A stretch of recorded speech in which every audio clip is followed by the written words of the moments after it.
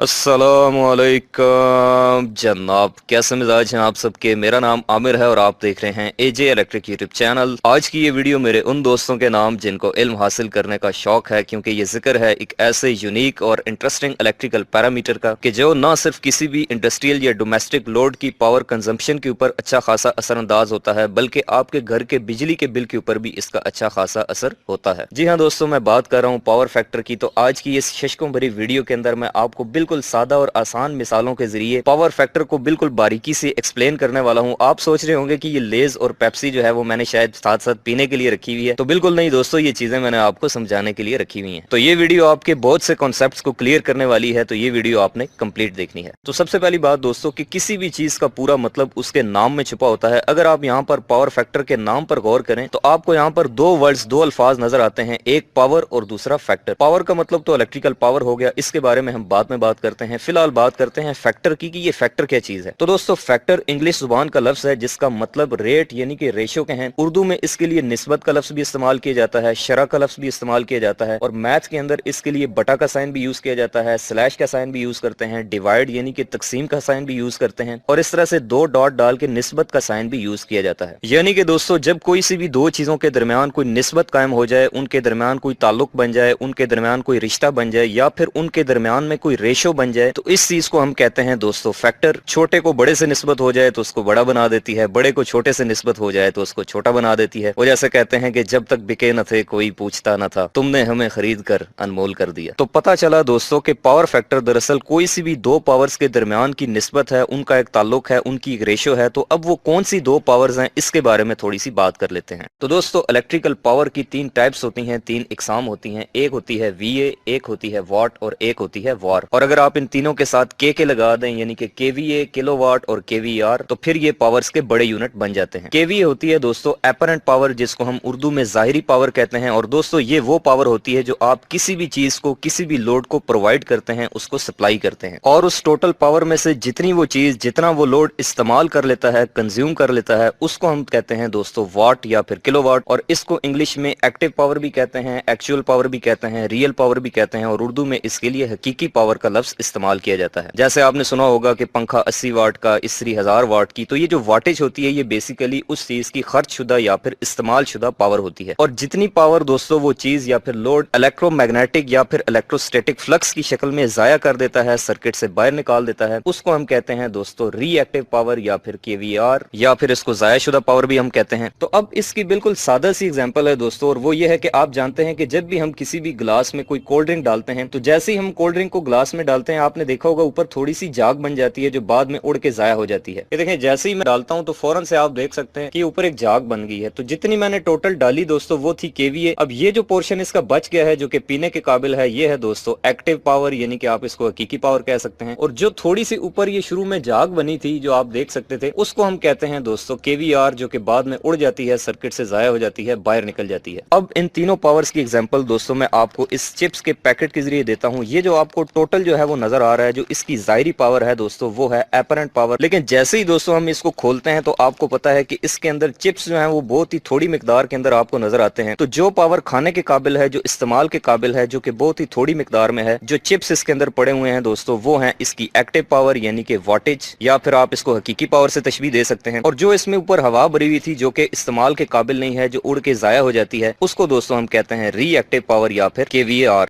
तो अब इन तीनों पावर्स की कैलकुलेशन के लिए दोस्तों हम एक राइट एंगल ट्रायंगल यानी कायमत और जाविया मुसल्लस का इस्तेमाल करते हैं, जिसको हम पावर ट्रायंगल कहते हैं। और इसके अंदर कायदा यानी कि बेस के ऊपर हम किलोवाट को शो करते हैं, हाइपोटेन्यूज यानी कि वतर के ऊपर हम KVA यानी कि एपरेंट पावर को शो करते हैं, और परपेंडिकुलर यानी कि अमूद के ऊपर हम रिएक्टिव पावर को शो करते हैं। और यहाँ पर कायदा और वतर यानी कि बेस और हाइपोटेन्यूज के दरमियान जो एंगल है उसको हम फाई कहते हैं, या फिर इसको थीटा भी कहा जाता है। तो दोस्तों, ये जो रिएक्टिव पावर होती है, ये तो वैसे भी इलेक्ट्रोमैग्नेटिक या स्टैटिक फ्लक्स की शक्ल में जाया हो जाती है, उड़ जाती है सर्किट से, तो इसको फिलहाल हम यहाँ से गायब कर देते हैं। तो अब आप देख सकते हैं कि पीछे बच गई दोस्तों दो पावर हैं, एक है हकीकी पावर और एक है जाहिरी पावर यानी कि वाट और VA। तो इन दोनों के दरमियान में जो रेशो है, जो निस्बत है, जो ताल्लुक है, जो इन दोनों के दरमियान में जो एंगल है दोस्तों, उसको हम कहते हैं पावर फैक्टर। यानी कि किसी भी सर्किट के अंदर अगर आप किलोवाट को KVA से डिवाइड कर देते हैं तो दोस्तों ये आती है वैल्यू पावर फैक्टर की। और इस ट्रायंगल के अंदर जो इन दोनों का एंगल बनता है दोस्तों, दोस्तों इसका अगर हम कॉज ले लें, कॉज आपको पता है कि कायदा बटा वतर होता है, यानी कि बेस ओवर हाइपोटेन्यूज, तो वो कॉज इस एंगल का होगा। तो इसीलिए दोस्तों हम पावर फैक्टर को कॉस फाई या फिर कॉस थीटा से भी रिप्रेजेंट करते हैं। तो अब चूंकि ये एक रेशियो है, एक फैक्टर है, तो इसका कोई भी यूनिट नहीं होता, लेकिन हाँ इसकी एक रेंज होती है और वो होती है दोस्तों 0.1 से लेकर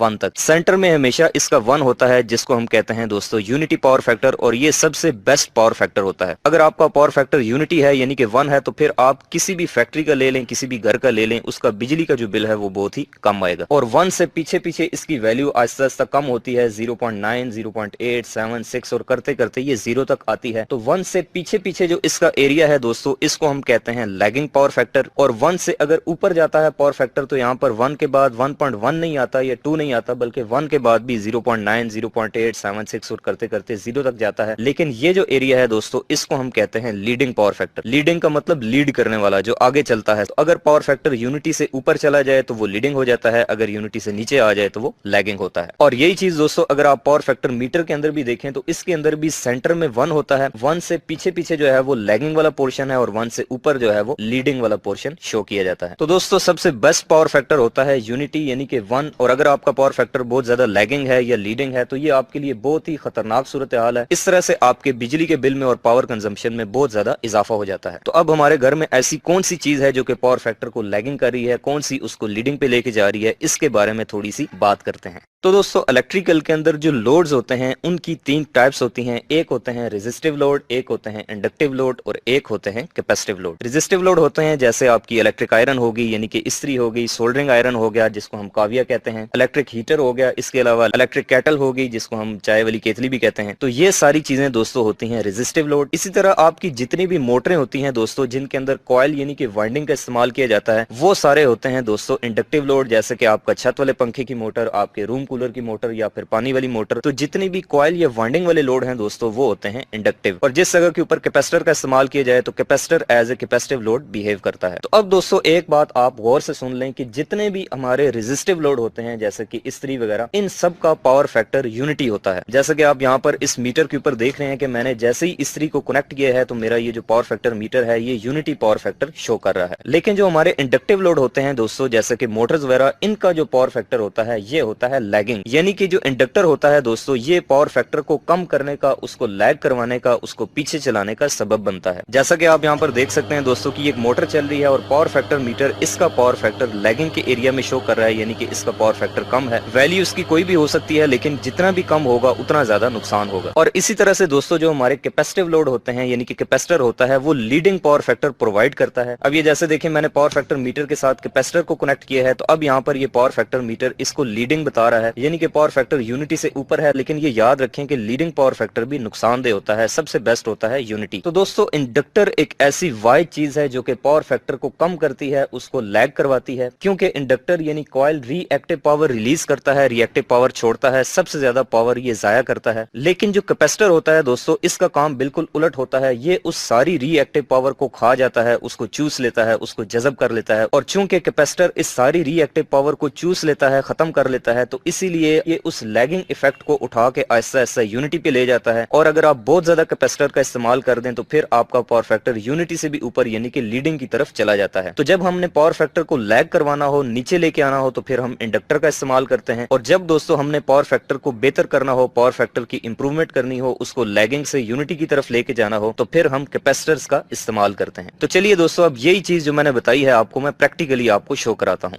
यहाँ पे आप देख सकते हैं दोस्तों कि एक सिंगल फेज इंडक्शन मोटर चल रही है जिसकी करंट और तीनों किस्म की पावर्स ऊपर लगे हुए एम्पेयर मीटर और पावर मीटर शो कर रहे हैं। मोटर इस वक्त तकरीबन 4 एम्पेयर के करीब करंट ड्रॉ कर रही है, करंट ले रही है, जबकि जो एपरेंट पावर है दोस्तों वो ले रही है तकरीबन 950 VA, जिसमें से ये मोटर सिर्फ 215 वाट के करीब एक्टिव पावर यानी कि रियल पावर कंज्यूम कर रही है, खर्च कर रही है, इस्तेमाल कर रही है, जबकि 918 वाट जो है वो रीएक्टिव पावर की शक्ल में, इलेक्ट्रोमैग्नेटिक फ्लक्स की शक्ल में जाया कर रही है। तो अगर दोस्तों हम इस पॉइंट के ऊपर इस मोटर का पावर फैक्टर कैलकुलेट कैलकुलेट करना चाहें, निकालना चाहें, यानी कि एक्टिव और एपरेंट पावर को डिवाइड करें, ये आंसर आता है 0.23 लैगिंग। लेकिन दोस्तों अगर मैं ये चाहता हूँ कि ये कम से कम पावर जाया करे, रिएक्टिव पावर इसकी कम हो जाए, पावर फैक्टर बेहतर हो जाए, तो मैं इसके पैरेलल में एक कैपेसिटर ऐड कर देता हूँ। तो अब देखें कि जैसे ही मैं कैपेसिटर को ऐड करता हूँ दोस्तों, तो जो रिएक्टिव पावर है जो कि पहले 918 वॉर के करीब जाया हो रही थी, अब वो कम होकर 550 वॉर के करीब रह गई है, यानी कि 300 वॉर के करीब रिएक्टिव पावर इस कैपेसिटर ने खा ली, उसको एब्जॉर्ब कर लिया अपने अंदर। और इसके साथ ही आप देख सकते हैं कि मोटर की करंट भी जो पहले 4 एम्पेयर थी वो अब 2.5 एम्पेयर के करीब आ गई है। और इसी तरह से जो एपरेंट पावर है वो भी पहले 950 थी, लेकिन अब कम होकर वो 605 के करीब आ गई है। तो अब कैपेसिटर लगने के बाद दोस्तों अगर हम इसका पावर फैक्टर कैलकुलेट करना चाहें तो ये आंसर आता है दोस्तों हमारे पास 0.35 लैगिंग, यानी कि जो पावर फैक्टर 0.23 था वो अब बढ़कर 0.35 लैगिंग हो गया है, यानी कि थोड़ा सा यूनिटी के करीब चला गया है। तो इससे साबित होता है दोस्तों कि कैपेसिटर जो है वो पावर फैक्टर को इंप्रूव कर सकता है, उसको लैगिंग से यूनिटी की तरफ ले जाता है। लेकिन अब इस कैपेसिटर की वैल्यू थोड़ी कम है, तो अगर मैं और कैपेसिटर डालूं तो ये आस्ता आस्ता बढ़ते बढ़ते यूनिटी तक पहुंच जाएगा। तो अब सवाल ये है दोस्तों कि अगर आप अपने घर में बिजली की मेन सप्लाई के पैरेलल में एक बड़ा कैपेसिटर लगा देते हैं, यानी कि पावर फैक्टर को यूनिटी तक ले जाते हैं, तो क्या आपके बिजली का बिल कम होगा? जी हाँ, बिल्कुल कम होगा। लेकिन अब प्रॉब्लम यह है कि आपके घर में जितने भी मोटरें हैं, जितने भी इंडक्टिव लोड हैं, उनके साथ ऑलरेडी ही इस मकसद के लिए कैपेसिटर लगाया गया होता है। उसका यही मकसद होता है कि वो पावर फैक्टर को गिरने ना दे, उसको यूनिटी तक बरकरार रखे। तो घर में जो पावर फैक्टर की वैल्यू होती है दोस्तों वो नॉर्मली 0.8 से लेकर 0.9 के दरमियान में वेरी करती रहती है। इसके अलावा दोस्तों पावर फैक्टर की एक दो और भी डेफिनेशन और फार्मूलाज होते हैं, जैसा कि किसी भी सर्किट के अंदर वोल्टेज और करंट के दरमियान में जो एंगल होता है जिसको हम फाई कहते हैं, उसका अगर आप कॉज ले लेते हैं तो उसको भी आप पावर फैक्टर कह सकते हैं। या फिर किसी इलेक्ट्रिकल सर्किट के अंदर जो रेजिस्टेंस और इंपीडेंस की रेशियो होती है उसको भी हम कॉस फाई यानी कि पावर फैक्टर कहते हैं। लेकिन ये बहुत ज्यादा टेक्निकल टर्म्स हो जाती हैं, इसके ऊपर मैं इंशाल्लाह किसी और वीडियो में बात करूंगा। तो फाइनली दोस्तों मुझे उम्मीद नहीं है बल्कि यकीन है कि आज की ये पूरी तकरीर सुनने के बाद आपको पावर फैक्टर के बारे में सारे कॉन्सेप्ट्स क्लियर हो गए होंगे कि पावर फैक्टर क्या चीज होती है। तो अगर आप चाहते हैं कि आपकी तरह आपके बाकी दोस्तों का भी फायदा हो तो आप इस वीडियो को उनके साथ भी शेयर करें। इलेक्ट्रिकल से रिलेटेड इस तरह की इंटरेस्टिंग वीडियोस आइंदा भी देखना चाहते हैं तो आप मेरे इस यूट्यूब चैनल एजे इलेक्ट्रिक को सब्सक्राइब करके बेल आइकन प्रेस करें। मिलते हैं नेक्स्ट वीडियो में किसी और नए इंटरेस्टिंग आइडिया और टॉपिक के साथ। तब तक के लिए अपना ख्याल रखिएगा।